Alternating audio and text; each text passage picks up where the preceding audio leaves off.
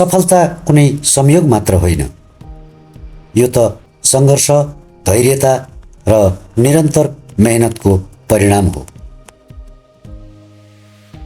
आज हामी तपाईहरूलाई एउटा यस्तो प्रेरणादायी यात्राको कथा सुनाउँदैछौँ, एउटा यस्तो मानिसको कथा जसले अभावसँग लड्दै असफलतालाई अवसरमा बदल्दै आफ्नो जीवन मात्र होइन अरू धेरैको जीवनमा पनि उज्यालो भरेका छन्। यो कथा हो ललितपुरको गिम्दी गाउँमा जन्मिएका जनक तिमल सिन्हाको।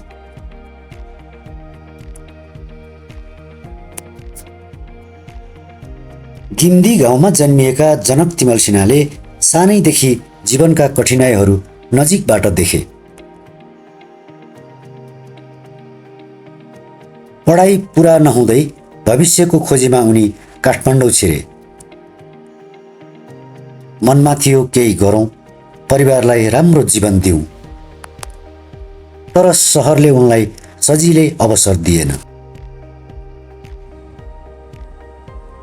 कहिले ज्याला मजदुरी, कहिले रिक्सा चलाउने काम, बिहानदेखि साँझसम्म पसिना बग्थ्यो, तर जीवनमा खासै परिवर्तन आउँदैनथ्यो।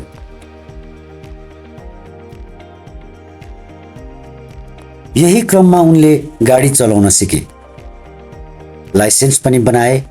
आशा थियो अब जीवन बदलिन्छ, तर अवसर अझै टाढा थियो। मेरो जनक बहादुर तिमल सिन्हा, मेरो गाउँ ललितपुर जिल्ला गिम्दीमा पर्छ। म 2038 सालको जन्म हो मेरो। उहीँ बाल्यकाल उहीँ जन्मेर उहीँ नै हुर्किएर सबै दुःख सबै त्यहाँतिर सङ्घर्ष गरेर आएको हो सर है यहाँसम्म। सुरुमा त अब उहाँ भुइँसी पाल्ने, खुवा घट्ने, बोकेर अब गोटी खेलदेखि यसरी बोकेर अब चाबुसम्म गोटी खेल यत्रो बसेरी आश्रय हुँदै आउँथे। त्यो सबै त्यताको विगत कुराहरू बोकेर बिताएँ। त्यहाँबाट पछि चाहिँ नि हामी 2061 सालमा काठमाडौँ छिरेँ।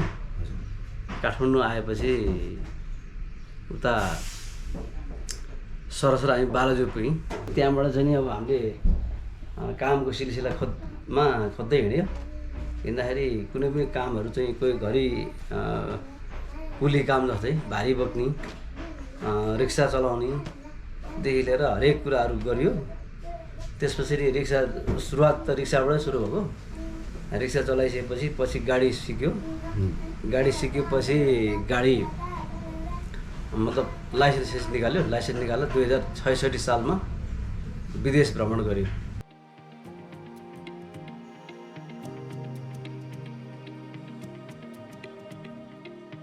जब स्वदेशमा सम्भावना देखिएन, जनकले हजारौं नेपाली युवा जस्तै वैदेशिक रोजगारीको बाटो रोजे। गाडी चालकको काम गर्ने सपना बोकेर उनी खाडी मुलुक पुगे। तर त्यहाँ पुगेपछि वास्तविकता फरक थियो।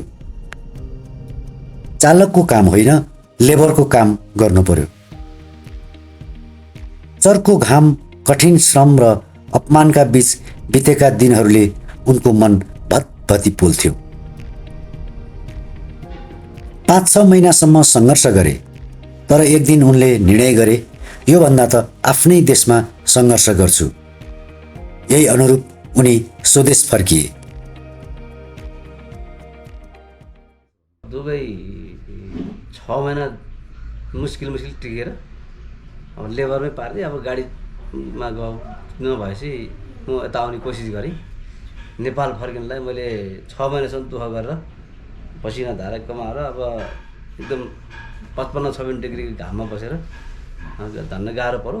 त्यहाँबाट चाहिँ म फर्केर आएर यहीँ आएर फेरि अर्को नोकरी जागिरहरू खोज्यो। नेपाल फर्किएपछि उनले फेरि काम खोजे। यसपटक गाडी चलाउने काम पाए, तर कमाइले परिवार धान्न मुस्किल थियो। यही बेला उनको मनमा एउटा विचार आयो, अरूको लागि मात्र होइन, अब आफ्नै लागि केही गरौँ। परिवारसँग सल्लाह भयो। अन्ततः चिया खाजा पसल खोल्ने निर्णय गरियो। त्यहाँबाट चाहिँ म फर्केर आएर यहीँ आएर फेरि अर्को नोकरी जागिरहरू खोजेपछि काठमाडौँ क्षेत्रपाटीमा अवसर आयो मेडिसिन सप्लाई गर्नलाई, ड्राइभिङकै कामको लागि आयो। त्यहाँ गरियो। गर्दाखेरि त्यहाँ चाहिँ 15 वर्ष जस्तो बितायो। त्यस पछाडि अन्तरालमा आएर यहाँ टाखेलमा पछि आएर यहाँ मतलब दुःखको बेला ऋणधन खोजपान गरेर एउटा होटल राख्ने मनसायमा आएपछि सबै परिवार छलफल गरेर ऋणधन गरेर खोजेर ट्याक्क सरसापट गरेर 1,80,000मा एउटा होटल किन्यो। ठाउँ खोज्दै जाँदा गोदावरी नगरपालिका 10 टाहाखेल चौतारा नजिक एउटा सानो चिया पसल भेटियो। जनकले त्यो पसल खरिद गरे। सुरुका दिन सजिला थिएनन्। ग्राहक कम आउँथे, व्यापार खासै चल्दैनथ्यो। तर जनक र उनकी श्रीमती शान्तिले कहिल्यै हिम्मत हारेनन्।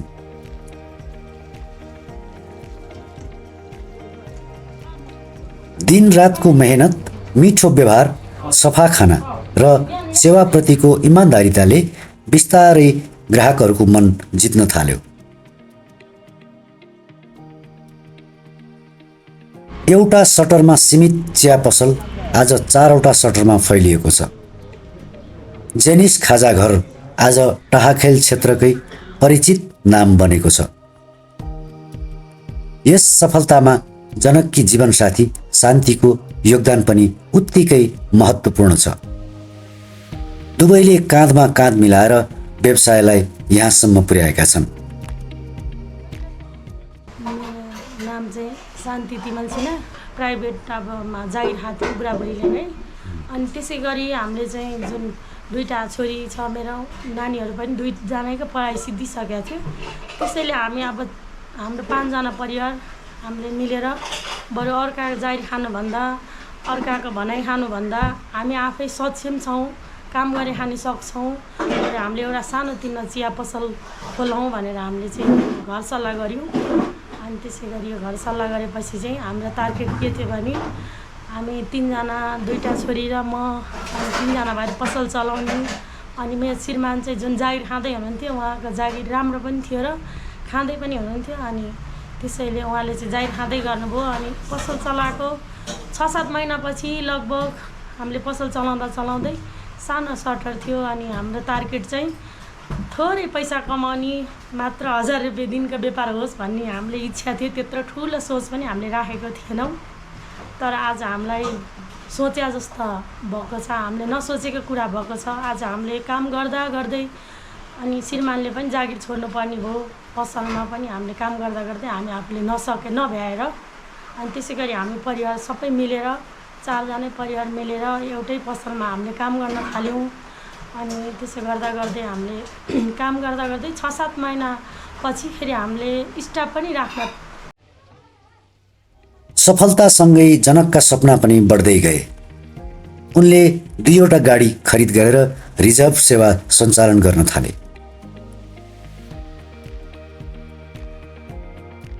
यतिमै सीमित नभई उनले परम्परागत नेपाली खानाका पारखीहरूलाई लक्षित गर्दै जेनिस ढिँडो कटेज 2 सञ्चालनमा ल्याए।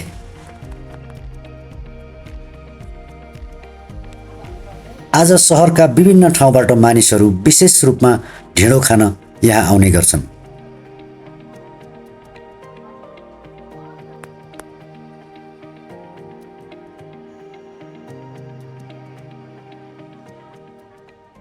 म चाहिँ ललितपुर लुबुबाट आएको हो। अनि कुमारी पार्टीमा चाहिँ पढ्थेँ। अनि सेन्सेले मामाकोमा गएर ढेँडो यस्तो दामी हुन्छ भन्नुभयो। अनि आएर खाएको, त्यो सोचेको भन्दा पनि बढी मिठो छ कि फेरि पनि आएर खाउँ जस्तो लाग्यो। मैले कहिले ढेँडो नखाने मान्छे आज खाएर चाहिँ यस्तो मिठो लागिरहेछ कि हो, जसरी पनि यो चाहिँ नछुटाए हुन्छ। भेजमै त यति मिठो छ होइन, अब नन भेजमा झन् कस्तो होला होइन, त्यही हो।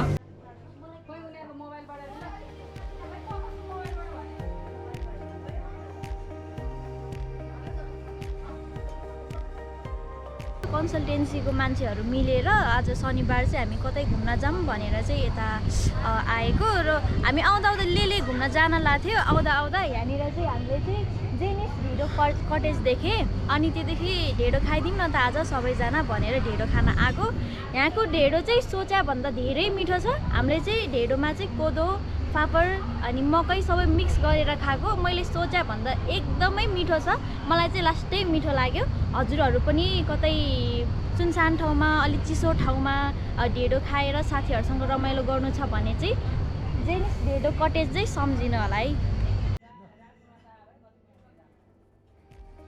कुनै समय रोजगारीको खोजीमा सहरका गल्लीहरूमा भौतारिने जनक तिमल सिन्हा आज सफल उद्यमी बनेका छन्।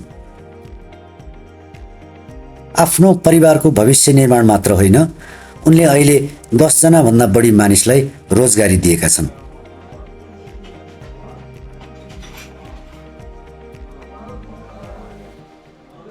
यो ढेँडो पसलमा हाम्रो अब काठमाडौँ, ललितपुर, भक्तपुरको हेटौँडादेखि नै आछन्। कोही त अस्ति त चितवन पनि आएको थिए होइन। मलाई एकदम राम्रो लाग्यो खानेकुरो, कसरी बनाउनु भयो भनेर सोधेको थिएँ। हामी अब जुन दिन चलाउँदैछौँ, हामी भर्खर सुरुवात गरेको हो। अर्ग्यानिक जस्तै हामीले अब दाउरामा पकाएर चाहिँ बनाएर दिइरहेको छु। यहाँको जस्तो यहीँ फलेको मकै तरकारीहरू यहीँ उत्पादन गरेको चिजहरूलाई अर्ग्यानिक रूपमा हामीले पकाएर दिन सक्यौँ भने एकदम राम्रो हुन्छ भनेर भन्यौँ। अनि त्यसको साथै विशेष भनेको हाम्रो टेबल कुर्सीदेखि लिएर सुगर सफामा पुरा हामीले ध्यान दिएको छु। नेपालमा बसेर चाहिँ नि यति राम्रो लगानी गरेर विदेश जाने पैसा यहाँ लगानी गऱ्यो भने यही नै हुन्छ कमाइ। विदेशमा 2-50 हजार कमाउनुको लागि महिनाको वहाँ पुग्नुपर्छ भने यहाँ लाखौँ कमाउँछ महिनामा। हामी खट्नु पऱ्यो। सबै अल्छीपनाले बसिरहेको छ यहाँको मान्छे। भनौँ यो गाउँघरको मान्छे खालि अब हिँड्ने विदेश भनेको छ। ऋण नभए पनि ऋण गरेर गएको छ। त्यो ऋण तिर्ने कहिले होइन। त्योभन्दा त त्यो हाल्नेपछि यहाँ गऱ्यो भने यहाँ सबैलाई हुन्छ होइन, रोजगार पनि दिन सकिन्छ। मलाई सफलता हौसला दिने हाम्रो फ्यामिली परिवारभित्रमा 2 जना परिवार बुढाबुढी भनौँ न अगाडि बढेको। मतलब त्यसमा पनि अब एउटा हाम्रो गाउँमा एउटा दाइ हुनुहुन्छ नि, राजन सञ्जन दाइजीले पनि मलाई थोरै धेरै नै पहिला सुरुदेखि नै उहाँले नै हेल्प गर्नुहुन्थ्यो मलाई। बिचरा उहाँ अब जसलाई पनि सेवा दिने सेवा भने जस्तो उहाँको पनि हात छ अलिकति। उहाँले अलिकति होस्टेमा हैसियत गर्दाखेरि म अलि अगाडि माथि बढेको जस्तो लाग्छ मलाई। पहिलेको र अहिलेकोमा आकाश पाताल फरक छ। म 0 लेभलबाट आएर अहिले माथि भनौँ न धेरै उत्पाद त नभनौँ, ठिकै आफूलाई 8-10 जना कामदार रोजलाई राखेर जागिर दिन सकिरहेको छु। त्यो चाहिँ धेरै खुसी छ मलाई। जागिर दिन पाउँदा धेरै खुसी लागेको छ। आफूले अरूसँग तलब जागिरमा हिँड्नु पर्थ्यो भने म आफै साउ भएर मतलब भनौँ न आफूले अरूलाई सेलेरी दिँदा धेरै खुसी लाग्यो। जनकको यात्राले हामीलाई एउटा महत्त्वपूर्ण सन्देश दिन्छ कि सफलता रातारात प्राप्त हुँदैन।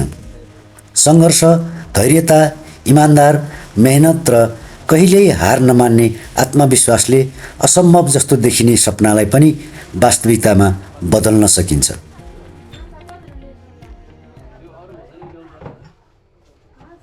अब पक्कै पनि उहाँ एउटा व्यापार गर्नेमा राम्रो नलेज भएको मान्छे हुनुहुँदो रहेछ। उहाँ आएर मलाई भन्नुभयो कि सटर खाली छ भने म लिन्छु भन्नु। पहिला सुरुमा एउटा सटरको कुरा गर्नुभयो अनि 2टा खाली थियो र 2टै लिनुहुन्छ भने पनि अहिले खाली छ, लिइराख्नुहोस्। तपाईँको यदि चलेन भनेदेखि केही सहयोग मैले गर्नुपर्ने छ भने म पनि तपाईँलाई सहयोग गर्नुला। यदि तपाईँसँग रकम छैन भने सानोतिनो रकम म पनि हालिदिउँला भनेर उहाँलाई भने ठिक छ ल म गर्छु नि त भन्नुभयो। र उहाँले पहिला सुरुमा एउटा कुरा गर्नुभयो त्यो सटरको हो।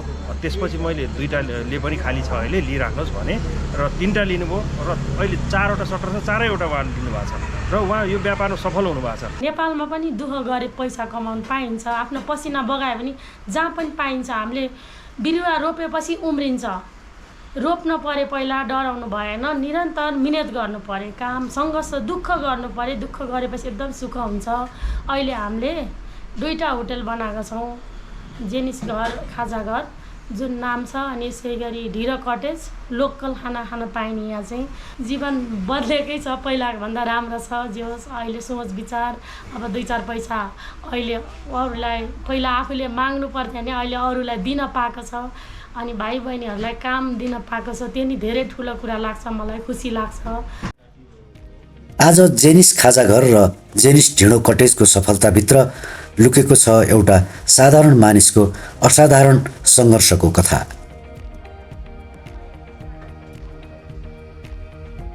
सायद तपाईँको सपना पनि अहिले सङ्घर्षकै चरणमा होला।